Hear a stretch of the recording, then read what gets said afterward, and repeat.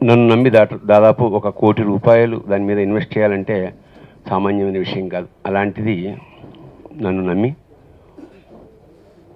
ఫలాపేక్ష ఏమీ లేకుండా, అది ఆడినా ఆడకపోయినా మంచి సినిమా తీసామన్న తృప్తి ఉంటే చాలన్న దీనికి నిర్మాత మా మిథునం ఆనందరావు గారిని సవినయంగా వేదిక మీదకి ఆహ్వానిస్తాం. ఎందుకంటే ఇవాళ నిర్మాత లేకపోతే దర్శకులు లేడు, టెక్నీషియన్స్ లేరు.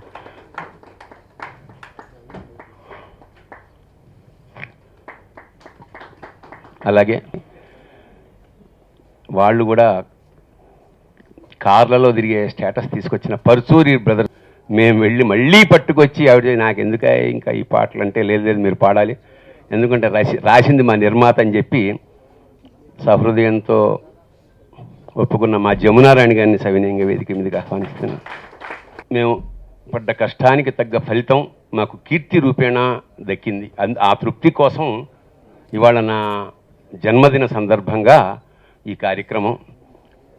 పుట్టినరోజు అయితే ఏదో ఒక కేక్ కట్ చేసుకుని కాలక్షేపం చేసి అనుకుంటారు, కానీ వాళ్ళ ఒక ప్రత్యేకత ఉంది వాళ్ళ. ఎందుకంటే మిథునం సినిమా రిలీజ్ అయిన లగాయతు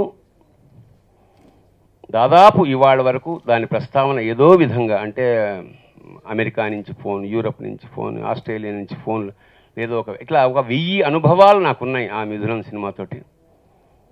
చాలా తమాషాగా ఒక కుర్రాడు, నేను మిథునం మీద ఎంఫిల్ చేశానండి, ఇక్కడ ఎంఫిల్ పుస్తకం ఉంది. ఎంఫిల్ ఎందుకయ్యా సినిమా మీద అంటే, శ్రీరమణ మిథునం తనికళ్ళ భరణి చిత్రం, శ్రీరమణ మిథునం కథ, తనికళ్ళ భరణి మిథునం సినిమా అని తులనాత్మక పరిశీలన. ఇది సినిమాకి గౌరవాన్ని పెంచడం నిజంగా. ఎందుకంటే పిహెచ్డి లాగా ఎంఫిల్ చేయడం ఒక సినిమా మీద అంటే, దానికి ఎంఫిల్ చేయాలంటే దానికి సాహిత్యం బేస్ అయి ఉండాలి. అంటే కథగా శ్రీరమణ మిథునం కథ ప్రపంచవ్యాప్తమైన కీర్తి చెంది అది సాహిత్యంగా పరిణమించింది. 9 ఖాళీ పుస్తకాలు, ఒక పూర్తి పుస్తకం ఉంది. అది ఆ పూర్తిగా ప్రింట్ అయిన పుస్తకం ఉంటే వచ్చే వరకు అలా తీస్తూనే ఉంటాం. నువ్వు వెళ్ళి కూర్చోనైనా మధ్యలో నుంచి అది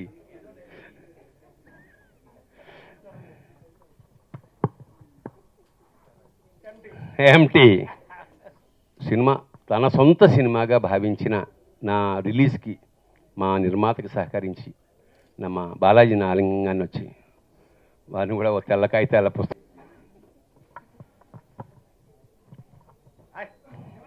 అంటే ఇంకా రాయాల్సిన పుస్తకం అనమాట మన వాడి జీవితం. Okay, thank you. పక్కకు పెట్టేస్తే అందులోంచి లోపల నుంచి తీరా ఒకటి చదివి తీకు.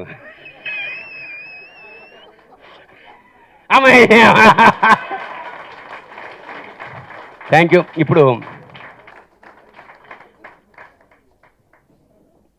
ఇండస్ట్రీకి వచ్చినప్పటి నుంచి శివాజీ నాకున్న అనుబంధం ఏంటంటే అన్నదమ్ముల అనుబంధం లాంటిదే. మేము ఇండస్ట్రీలో ఫస్ట్ టైం ఇద్దరం కలిసి విదేశీ యానం మొదలెట్టిన వాళ్ళం అన్నమాట. అంటే ఇక సింగపూర్, మలేషియా రకరకాల మా అనుభవాలు ఇంకా చెప్పాలని అలా ఎక్కడైనా ఖాళీ ఉంటే ఇద్దరం కలిసి విదేశాలు తిరిగేస్తుండేవాడిని. ఇప్పుడు ఎవడి విదేశాలు వాళ్ళు తిరుగుతున్నాం. అది ఇవాళ మా సెక్రటరీగా అత్యంత అద్భుతంగా నిర్వహిస్తూ అకారణంగా నన్ను కూడా అందులోకి లాగి నా చేత కూడా కొన్ని మంచి పనులు చేస్తున్నాడు.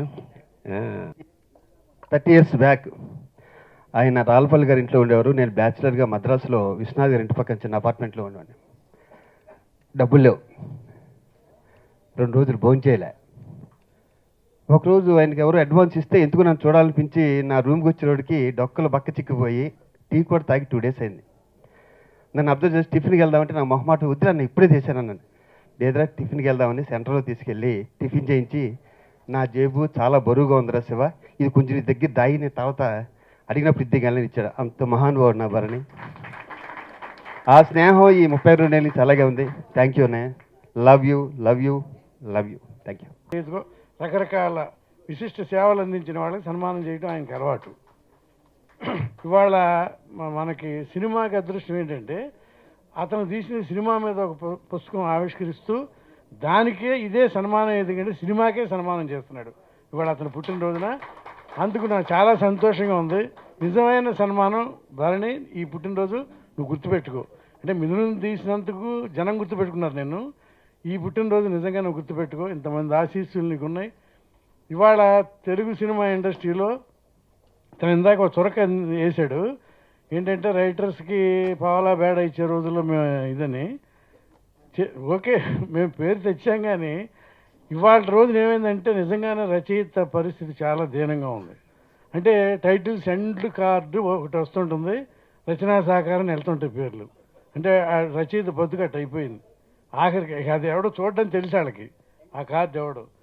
అలాంటి పరిస్థితుల్లో ఉన్నందుకు ఏ రచయిత అయినా ఇవాళ ఏం చేస్తున్నాయంటే దర్శకుడు అవ్వాలని. ఇందాక తను చమత్కారంగా అన్నాడు, నాకు తప్పక నేను దర్శకుడు అయ్యానని. కానీ భరణి, నువ్వు ఎలాగూ ఇంత పేరు ప్రకాశం చూసిన వెంటనే మనసు ఏదో ఒక నా మనసు నాలో లేదు. ఒక ట్రాన్స్ అంటాం చూసారా, ఒక తపస్సు చేస్తే మామూలుగా అంటూ ఉంటారు, ఆ తపస్సు చేసిన ట్రాన్స్ నాకు తెలియదు. కానీ నేను సివిల్ సర్వీసెస్ కోచింగ్లో ఉన్నాను కాబట్టి పిల్లలకి పాఠం చెప్పేటప్పుడు వాళ్ళకి ఏదైనా ఒక మంచి పాయింట్ చెప్పినప్పుడు మనసు చాలా తృప్తిగా అనిపిస్తూ ఉంటుంది. దానికి మించిన తృప్తి ఒకటి కలిగింది. అసలు థియేటర్లో వస్తూ ఉంటే అలా కళలో నడుస్తున్నట్టుగానే ఇంటికి వచ్చేసాను. ఏమీ తోచలేదు అసలు, ఒకలాంటి తపన.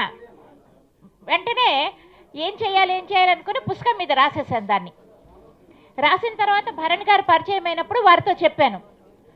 చెప్పి ఒకటి రెండు సంఘటనలు చెప్పినప్పుడు రాయండమ్మ పుస్తకం అని అన్నారు. నిజంగా ఒక పుస్తకంగా రాద్దాము అని తలపెట్టినప్పుడు ఏం రాయాలో నిజంగా నాకు తెలియలేదు. ఎందువలన అంటే ఇక్కడ విద్వాంసులు ఉన్నారు, చదువుకున్న వాళ్ళు ఉన్నారు, రసజ్ఞులు ఉన్నారు, మామూలుగా సినిమాని సినిమాగా చూసిన వాళ్ళు కూడా ఉన్నారు. ప్రతి అక్షరం, ప్రతి సన్నివేశం కూడా ఎంతో అంతరార్థాన్ని ఇముడ్చుకున్నది. మామూలుగా బాబా లిటరేచర్లోనండి కొంతమంది కవులకి, లబ్ధప్రతిష్ఠులైన కవులకి, రచయితలకి అర్థంని బట్టి అర్థం వెంట శబ్దం పరుగు పెడుతుందిట.